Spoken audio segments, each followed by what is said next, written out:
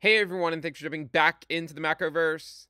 Today, we're going to talk about the labor market. If you guys like the content, make sure you subscribe to the channel, give the video a thumbs up, and also check out the sale on Into the Cryptoverse Premium at intothecryptoverse.com. Link is in the description below and the pinned comment. Now, I know it's called Into the Cryptoverse, but actually, we have a lot more data on the website than just crypto. I'm not under the illusion that people care about the macro side or the equity side as much as crypto, but they are all important components to the investing puzzle. So in this video, we are going to provide a broad overview of the labor market.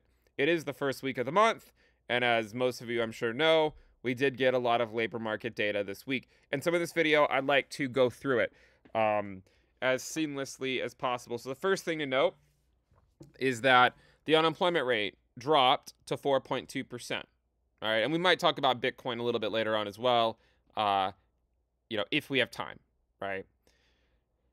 It's funny that I say if we have time. What else are we going to do, right? So the unemployment rate is 4.2%. So it actually dropped slightly from the prior month. You can see last month we actually went up to 4.3%. Now, I think there's been a lot of confusion today because unemployment rate went down, and then people are like, what's up? Why is Bitcoin dropping on a day when the unemployment rate went down? Remember, first of all, no matter what happens, there's always a narrative to explain things, right? There's always a narrative to explain things. You could argue, right, easily that, well, because the unemployment rate was lower, then it made the likelihood of a 50 basis point rate cut in a couple of weeks lower. And now there's only a 25% chance of a 50 basis point rate cut instead of, it was about 50-50 earlier today. Perhaps if the unemployment rate had come in at 4.5%, we might have, a 95% chance of a 50 basis point rate cut. So you could argue that might have some effect. But again, you can always explain any move, right? Any move if you want to. Because if the market had gone up today, people would just say, "Oh, well, the recession's delayed and therefore Bitcoin is going to rally into that." But again, there's a narrative for everything. So what I want to do is I want to go through a lot of the different macro data. So again, the first thing that came in early this morning was the unemployment rate, or at least the first thing I saw, 4.2%. If we break this down, this is just anyone greater than 16 years old. I like to sometimes break it down into different categories because I think different categories are obviously in very different places in their careers. For instance, if you were to only look at 16 to 19-year-olds, the unemployment rate is actually moving up really aggressively. And it's actually at 14.1%. Now, that might sound high, but the low for it was just below 10%. But it is moving up quickly. But the more you think about it, the more that number actually makes sense because, as we'll show later, initial claims are relatively low. It's continued claims that are high, layoffs are low, but hires are generally down and quits are generally down. So what that tells us, and we'll show that later, is that layoffs have not really picked up to a considerable degree. One of the main reasons the labor market is weakening is because of new entrants into the labor force. So people that are, coming out of high school, getting out of college, they're trying to get a job, but a lot of people aren't actually hiring. People that have jobs, we haven't seen a ton of layoffs just yet, but the people that are just trying to find a job, it's a lot harder for them. And you would think that would show up more with younger people, right? 16 to 19-year-olds, and you can see that's actually picking up quite a bit. So while the overall unemployment rate dropped, for 16 to 19-year-olds, it went from 12.4% to 14.1%. Now, if we break that down to, say, 20 to 24-year-olds, you can also see it's been moving up, and it even moved up this last month from 7.7 to 7.8%. And these are people, sort of college age and getting out of college. Now, if you look at 25 to 54-year-olds, it actually was flat this last month, which might explain why the unemployment rate didn't really move as much. This makes up a majority of the workforce. You're talking about 25 to 54-year-olds. So that might help give some insight right, into what's actually going on if you break it down by age group. And we can also look, just for completeness, we can also look at people that are over 55 years old, and you can see that actually dropped by 0.1%.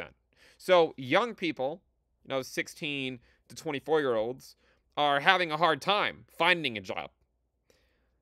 People that are between 25 to 55, or I guess 25 to 54, which I know the statistics of the channel, that's most of you here, right? Most of the people here, I can tell because I look at the YouTube stats, are male between the ages of 25 to 50, basically, something like that. Basically, just 25 to 54 is probably about right. That tends to be the target audience for crypto.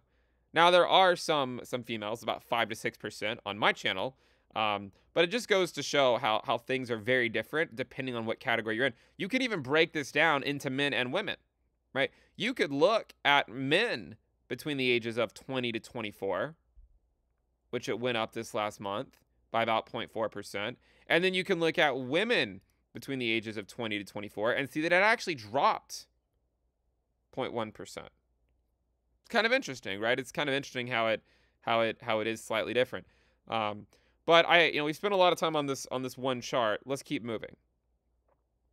I'd like to look quickly at the unemployment level. It's basically just the same thing that we just looked at. Just shows the number of unemployed workers. It dropped slightly, by about 48,000, back down to 7.12 million. Now, this is an interesting chart. This is the unemployment level by reason for unemployment. So this is job losers, and this is going to make more sense. That last chart I just showed about, younger people, this will help make more sense. Job losers, it actually dropped by about 162,000, which is a good thing, right? I mean, it's not good that people lose their jobs. But if you go and look at, say, new entrants to the labor force, it went up by 68,000. So one of the main reasons the unemployment rate continues to go up is because new people are entering the workforce rather than people getting laid off. Now, people getting laid off is a component of the business cycle that will likely happen at some point. But the primary reason that the unemployment rate has been going up recently is mostly because of new entrants into the labor force. That doesn't mean that no one has been laid off, right? There have been. But you can see that new entrants to the labor force, contribution to the unemployment level, back in February 2022, it was 428,000. Today, it's 718,000. So it's actually up quite a bit. If you were to look at a year-over-year change, you can see just how high it is. Okay. Re-entrants to the labor force. That's another one that's been going up. Permanent job losers. You can see permanent job losers, right? It is an upslope, right? It's an upslope, but it's not like an aggressive one, right? The angle of attack on this is not as aggressive as what you saw in 2000 and 2007 or 2019, 2020, right? I guess just 2020. It's this slow increase, and that might help explain why risk assets have been able to do okay, because it's been a relatively slow increase. Markets are not necessarily spooked by the unemployment level slowly going up if it's predictable and it's obvious this is what's happening, right? What they get spooked by is when it starts to become nonlinear and the unemployment level goes parabolic like it did during the financial crisis and the dot-com crash. You can pretty clearly see the difference, right? You can pretty clearly see the difference.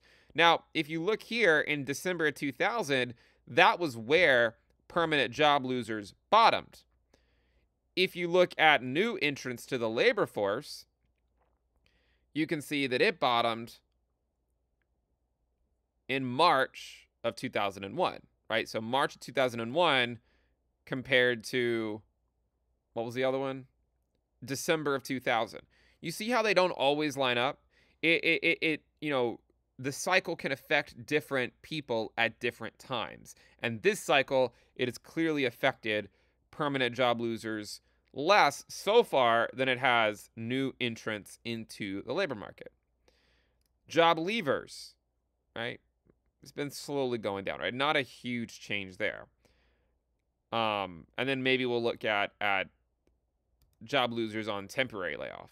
That actually still is relatively low, all things considered. It has moved up a little bit off the lows, but it's still relatively low. Now, let's take a look at the unemployment rate per state. I always like to check in on this. I like to go through just a few states to see what's going on. And I typically throw in a few random ones just in case you're in that state and you're curious what the unemployment rate is. Alabama, it's alphabetical order, so we usually take a quick look at Alabama. It actually dropped, right? It's actually at 2.8%. If we go check in with California, it's flat at 5.2%. Okay, and it's actually been mostly 5.2, 5.3 for practically the entire year. So it hasn't really moved a whole lot for this entire year. If we were to go take a look at, I always like to go take a look at Colorado. That one has been continuing to move up, right? Colorado. But if you go to some other places, I think Florida's been moving up too over the last few months. There's some places that have been moving down recently. I don't know if it wasn't Michigan. I think maybe Massachusetts was one, or Rhode Island. See, these were some of these were ones that had been moving down going into this year, and then now they're only starting to pick up, right up in the Northeast. Let me check in on Rhode Island because that was one, I believe. Okay, so that one's also been going up, right? That one's been going up as well. I know there was one state. There was at least one state up in the Northeast that had been just dropping. Vermont has been, I mean, it's still at 2.1%, right? It's still relatively low.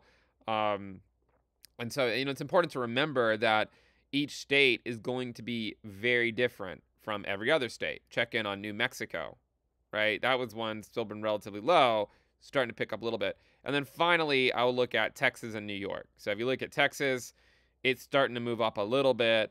And then if we look at New York, starting to move up a little. But it's still, I mean, it fell going into the early part of this year. Starting to pick up. Now, rather than go through every single one of these, what I'd like to do is just look at the number of states where the unemployment rate is rising. So this is over the last month. But I'd prefer to increase that time by, say, 3 months, if not 6 months. And you know what I see? I see a series of higher lows and higher highs. So the number of states where the unemployment rate was increasing compared to 6 months ago in March of 2022 was 0. And then in November of 2022, it was 31. And then in April of 2023, about a year later from this first low, it was 5. And then in December of 2023, it was 45. Do you see the pattern here? So about March or April, it's at a low. And then late Q4, it's at a high. And then here again, this year, you can see that it bottomed out in April, right? I mean, look at this. The last two, I mean, even in April of 2022, it was at 0. So April marked the low. Then again, April of 2023 marked the low. Then again, April of 2024 marked the low. Is this just a series of higher highs and higher lows where it's going into a potential another higher high by the end of this year? I think that's a possible outcome. Now, when you think about the labor market, it's very region specific.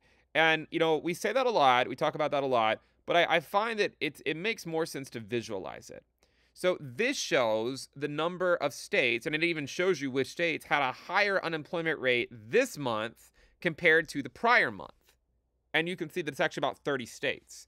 Now, rather than look at 1 month changes, which are very much stochastic and hard to see what's going on, you can look at the 3 month change, but really I like to look at the 6 month change. That's currently at 26 states. Is this recessionary? It could lead to that. But if you look at let's say, the financial crisis, you can see it was the whole country, right? If you look at the dot-com crash, it was basically, it was just the whole country, right? I mean, it was everything. Even if you go to the recession from like the early 1990s, you can see it was basically the whole country, and also back in 1981, 1982. So when you look at this today, one of the reasons why perhaps the market keeps sort of holding on, or at least the S&P, and it's been dropping, but it hasn't been, crashing outright. You could argue that the labor market, the unemployment rate is sort of like a virus, right? It starts in some places and then it slowly spreads. So for instance, if I were to take this back to the financial crisis, this is pre-financial crisis. I'm going to play this for you. This is 2006, in 2007, 2008. You see how the process plays out? You see how long it takes the process to play out? Now we're going to fast forward to 2021. So 2021, things are fine. Now you're getting into 2022. You see how it affects different parts of the country at different times, but it hasn't the virus hasn't simultaneously spread to the entire country at once. And that usually is where the recessions are, where you can no longer cherry pick, oh, well, that state's doing okay, or this state. It's when the whole country is affected and there's no place to hide. Alternative unemployment rate measures. So this is one where it measures the percent of the civilian labor force that's unemployed for 15 weeks and over. That's been going up, but I think this past month it was basically flat. People not in the labor force, I'm just going to click on it. I'm not going to really talk about it. I don't find it as interesting. Employment statistics, again, labor force participation rate. I'm just clicking on it in case you want to look at it. Civilian force, civilian labor force level. Perhaps looking at a year-over-year change, you can see that it's been dropping recently. The employment level, okay, the employment level. And this is the establishment survey and the household survey, which tell two completely different stories, right? So the year-over-year percentage change in the in the establishment survey is at 1.51%. And you can see where the recessions were, right? It's when this goes negative, and it's now at 1.51%. Compared to where it was back in early 2022, it was about 5%. So a lot of the excess is gone, right? The Fed probably should be cutting rates, because if they wait until it's negative to cut, it's far too late. And there's a chance it's already too late. But it makes sense that they would start cutting this month, and you could argue they probably already should have. But I'm not really being critical of them. I don't think they're in an easy position because, again, if they cut too soon and inflation comes back, they also get blamed. So, essentially, if the economy doesn't just work out perfectly, then the Fed will be blamed. So, again, I don't envy their position, and I would encourage armchair economists to cut them some slack. If they tried to be predictive, like most people on Twitter, who knows what would happen, right? I mean, absolute chaos, if the Fed were trying to predict what was going to happen. I think it makes sense to their reactionary body. Because if you look at all the hot takes from armchair economists over the last 2 years, basically all of them were wrong. But the household survey tells a different story. Year-over-year percentage change is now negative. It's negative. Negative 0.04%. It often matches with recessions. There are times where it goes negative and you don't have a recession, right? Like right there in the 1950s. But most of the time, it is a precursor to a recession being declared later on. Non-farm private payroll. Year-over-year percentage change. 1.31%. So again, a lot of the excess is gone. It's getting back to, fairly normal times. Hopefully it doesn't keep going down, though. This metric's been dropping for years. Total temporary help services employees, right? It's just been dropping for a long time. And if you were to look at the year-over-year percentage change, it's basically been around -5 to -8% for the last over a year, maybe about a year and a half or so. Okay, so again, a lot of excess is getting taken out. Multiple job holders. It's been in an uptrend really since 2020. Job postings on Indeed total continues to drop, right? So job postings. It's not at the pre-pandemic level, not at least the total amount, but it is getting relatively close. Again, this is one of those things where job postings are something like on Indeed. I mean, they can post them. It doesn't mean they're hiring someone, right?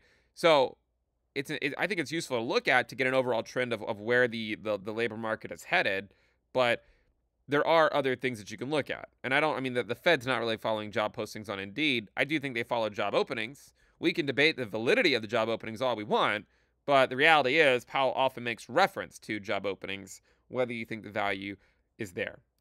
You can actually look at job openings on Indeed and actually sort by category. You could look at like construction and see they're at 120. This is normalized, from the pre-pandemic levels, 100. So if it's 120 now, it's still above the pre-pandemic level.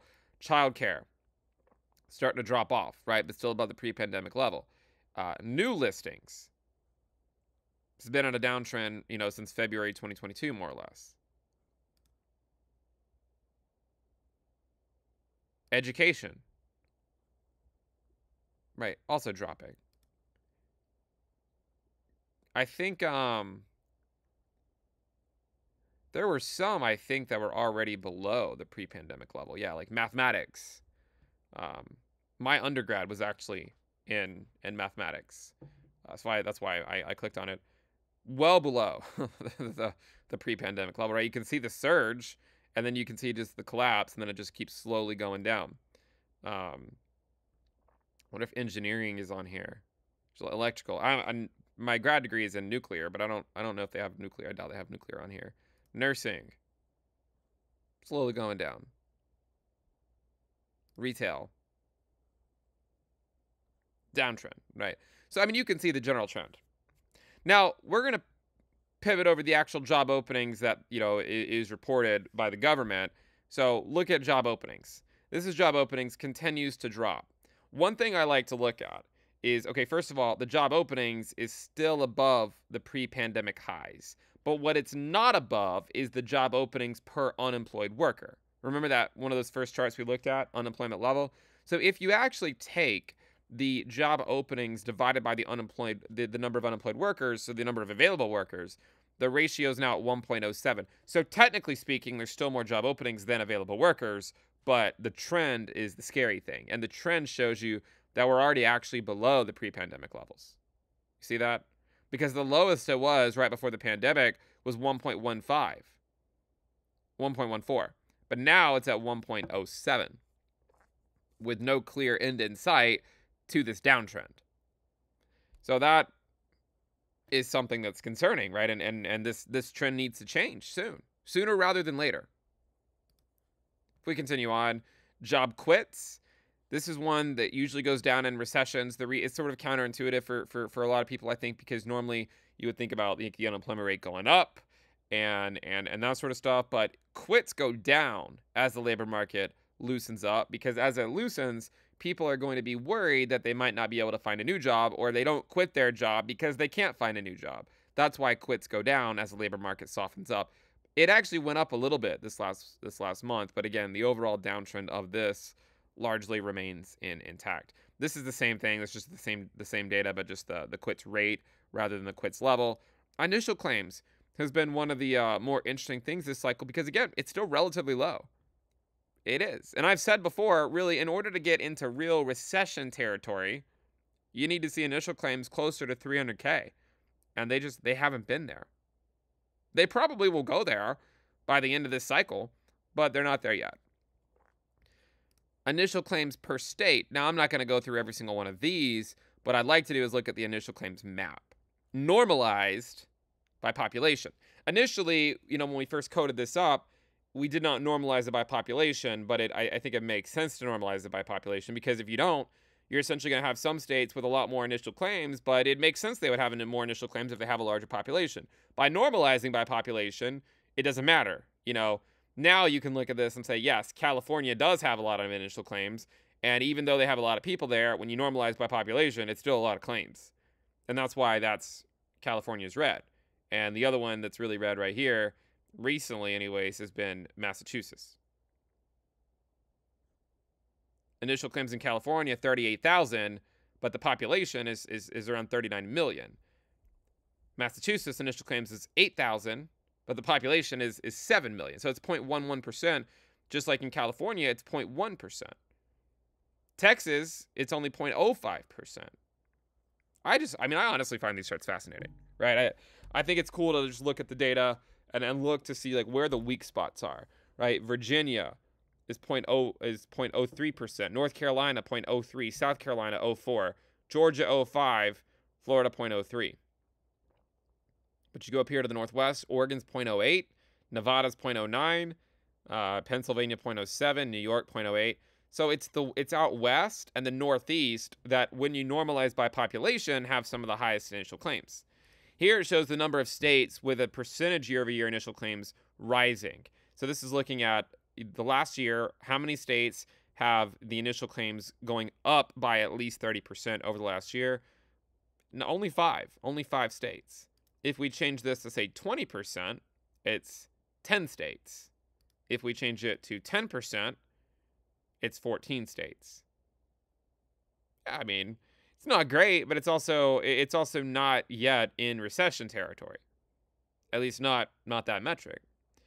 Map of the states where the percentage year-over-year initial claims is rising by at least 30%, right? You can see just a few. Same thing for continued claims. This is continued claims per state. One of the ones I do like to check in on is Nevada. It's been sort of in a steady uptrend here, and it tends to be an earlier signal how it'll put in higher highs and higher lows well before a recession generally arrives. You can see it occurred in leading up to the dot-com recession and the financial crisis. And I mean, really, you can see that it's been putting in higher lows since June of 2022. If you look closely, though, you have a top in August, and then a top in January, and then a top in August, and then a top in January or so. But this time, this August top was actually about the same as last year. So maybe that's a good sign. Maybe that's a good sign. Continued claims map normalized again by population. Which are the worst? California, New Jersey, Rhode Island, and Minnesota. All about 1% or so. New Jersey looks to be the worst at 1.24% continued claims of the population. Number of states where the percentage year-over-year continued claims is rising by at least 30%. It's only 3 right now. But if you go to, say, 10%, it's 14. So it depends on what you're looking at. And then here's a map. Here's a map. There's where it's at least 10%. Hires actually went up, which is a welcome thing. It's one of those things where you'll see the headline on X or on Twitter, whatever you want to call it, and you're like, oh, it's up, and then you look at the chart and you're like, oh, it's up a little bit, but the overall trend is still very much intact. And these things moving back up basically just help the Fed only cut 25 basis points. If they were to continue moving down, might make the Fed cut more. I don't really think we're going to check in with the population. We don't really need to check in with sentiment. Labor indices, I like to check in on these a little bit because, the Kansas City Fed Labor Market Conditions Index, as it starts to get lower, that's when you get into recession territory. It has been dropping. It's currently at 0.5. Still very far away from being negative, though, right now. But again, counterpoint is the dot-com crash. When the recession occurred, it wasn't even negative. It was on its way to being negative. And then here's the momentum indicator. There's a few other things I want to look at. One is the SOM rule recession indicator, 0.57. So it actually went up. You might think, well, hold on a second. How did it go up? Because the unemployment rate went down. Remember, you're looking back 12 months at a 3-month moving average, the lowest the 3-month moving average has been of the unemployment rate.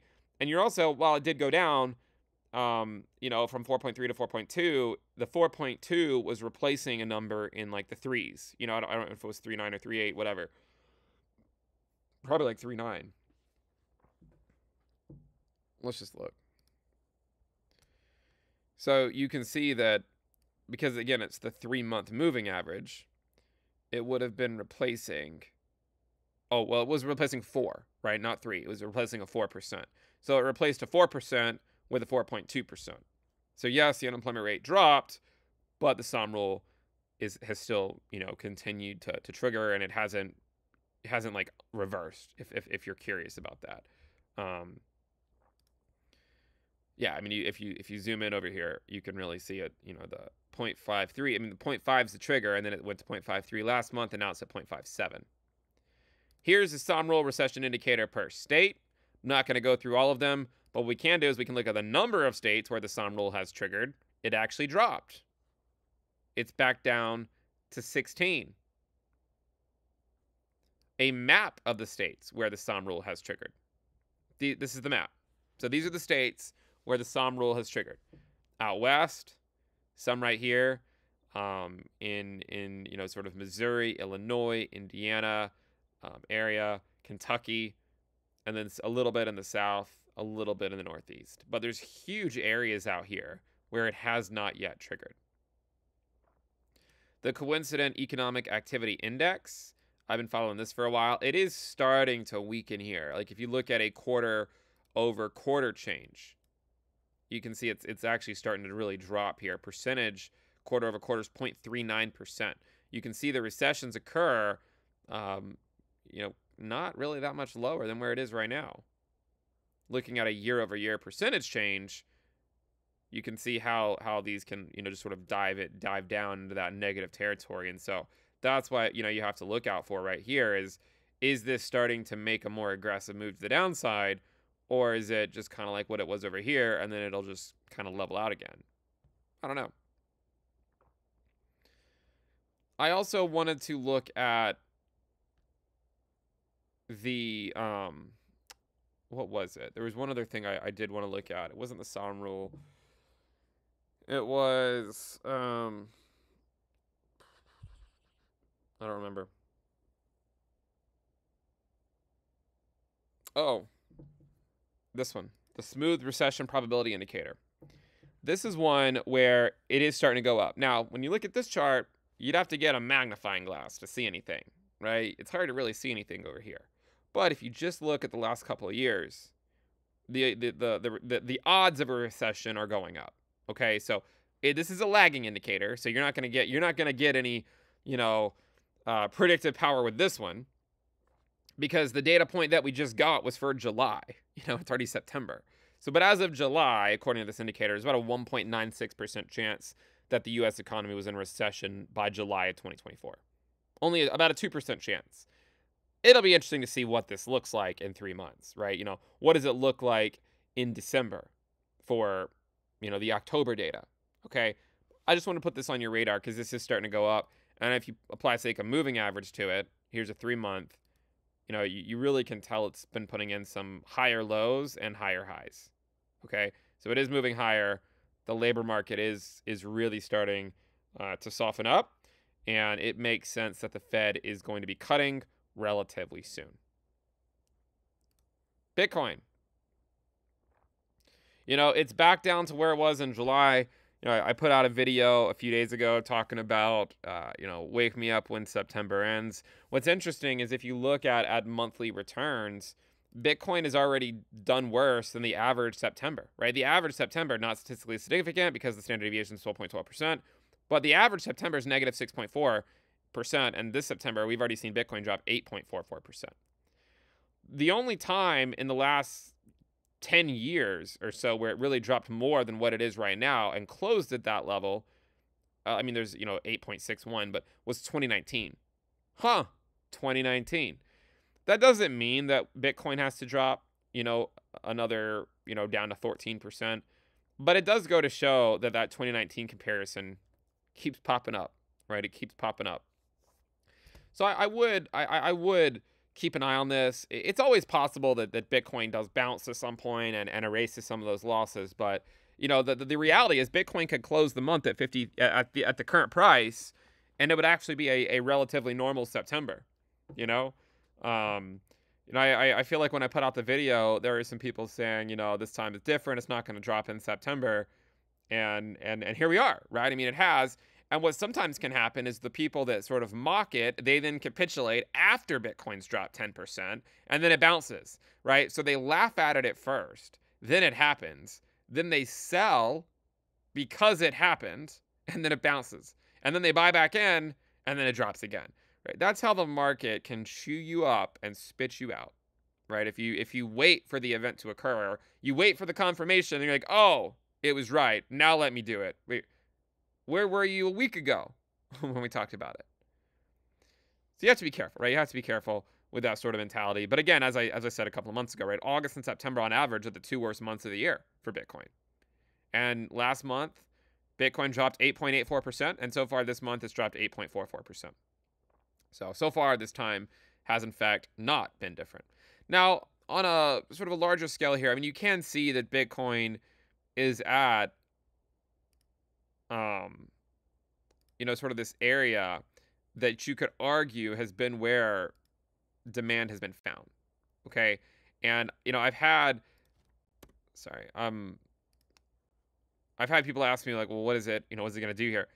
Look, guys, it's always possible that it could bounce off of these levels and go back up to the 21-week EMA, right? You're not going to hear me say that it can't happen.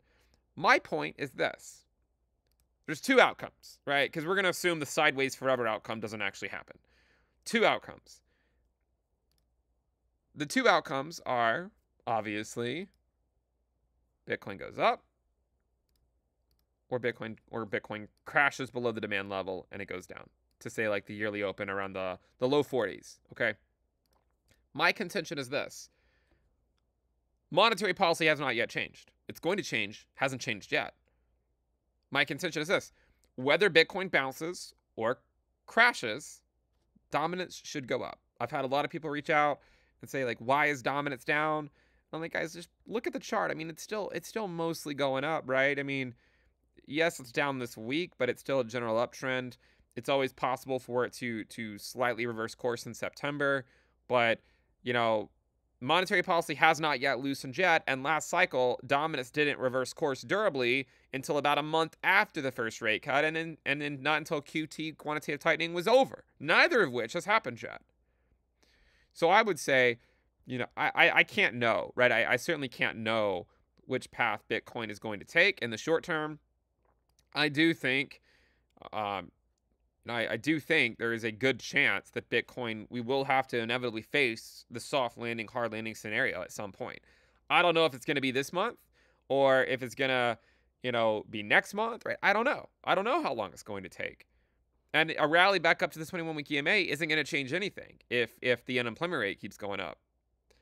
At some point, Bitcoin has to face the music, and it seems like it's facing it now.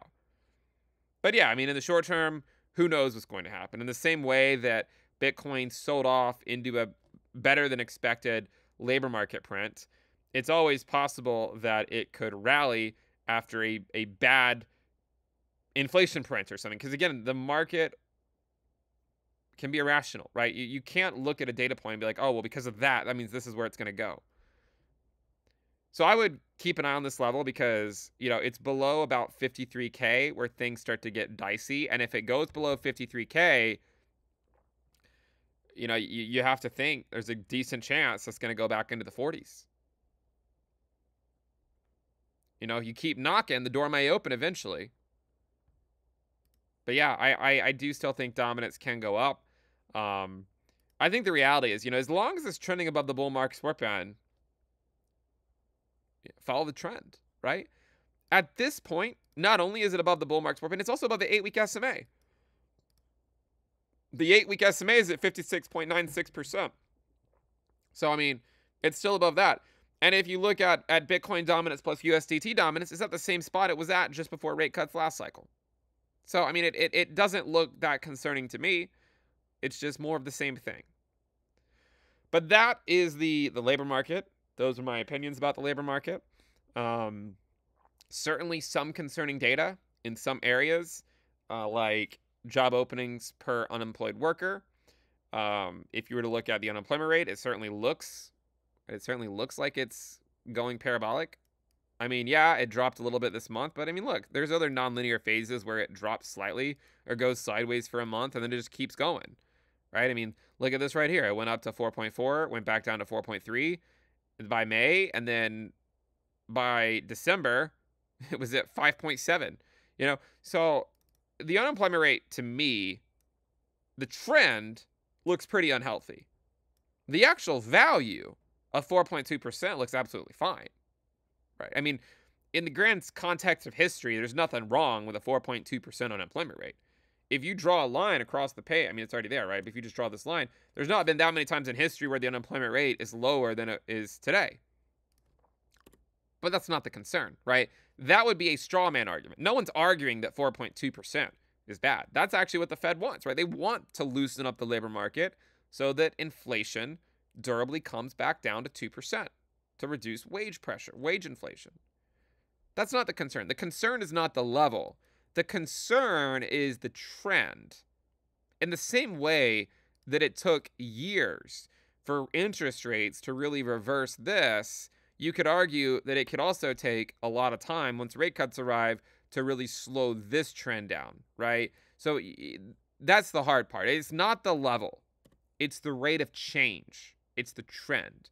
Right. And so if you go look back over here on the website at the unemployment rate If you look at the unemployment rate and we look at the year over year, the year over year change, right? It's positive, right? And that's not good because normally when it goes positive, you're in a recession. I mean, there's a decent chance that in 6 to 12 months, they're going to look back and say that we were in a recession right now. I think that one idea, and I'm not married to this idea, so cut me some slack if I'm wrong, but I think that the S&P, there's so much like passive investing that goes into it that I'm not sure how good of a leading indicator it is at this point in terms of where the overall economy is going. But what if Bitcoin is? Because if you look at the unemployment rate, where was it in March when Bitcoin topped, right? March of 2023. March 2023, or sorry, March 2024. I don't know why I'm looking at March 2023. March 2024, 3.8. It hadn't really entered a nonlinear phase, right? It was just slowly moving up. But March of 2024, after that, it was either 0.1 or 0.2% every single month, with the exception of this last month, right? So you can see that it was right here where the labor market really started to weaken as the unemployment rate just kept going up. It didn't really do this zigzag pattern anymore as much. So what if Bitcoin is closer to the economic reality than the stock market is? Because Bitcoin is more closely tied to liquidity than the stock market is. So, I wonder, one of the fascinating things about Bitcoin is it gives us insight into things perhaps before other parts of the market do. It's really interesting. And by the way, the reverse can also be true. That's why when you look at March of 2020, when the Fed printed, when the Fed started printing a ton of money, what do you think did the best out of that? What do you think, right? Was it the stock market or was it Bitcoin? It wasn't the stock market. I'm not saying the stock market did badly, but out of the crash over the next year, Bitcoin went up 1,500%. I don't know how much the stock market went up back then. I guarantee it wasn't 1,500%. Right? If you look at March 2020, so right here, 120%, right? So perhaps Bitcoin is closer to the economic reality than the stock market is. And Bitcoin flashes the warning sign a long time before the stock market does. Did the same thing in 2019 too. Bitcoin topped out. Listen, guys, I've looked at this a lot. I'm just going to say it again. I've said it before, but in 2019, Bitcoin topped out in June. The recession was 9 months later. Okay? In March 2024, Bitcoin topped out. 9 months later, December of 2024. Do you remember why December of 2024 is important? It came up earlier, right? It's going to be on the quiz tomorrow. December 2024. The number of states where the unemployment rate is rising over the last 6 months. When does it top? Q4. Q4. Higher lows, higher highs. Lows are in April. Highs are in Q4. What if it's just trending up into a higher high in December? That ends up being, backdated some type of, and again, it doesn't have to be like a 50% crash, right? I mean, there are some recessions that are more mild and aren't like your dot-com crash or your financial crisis. But it would line up with basically everything. It would even line up with Ethereum. Finally going to its logarithmic regression trend line, which is what it did in 2016 and 2019 in December. December 2016, December 2019. December of 2024. Why 2016 and 2019? You guys know why? Unless you're new here, you know why, right? Why 2016 and 2019? Because 2016 and 2019 and 2024 are when ETH Bitcoin broke down. And in 2016 and 2019, ETH USD dropped 70% from the high. And 70% from the high is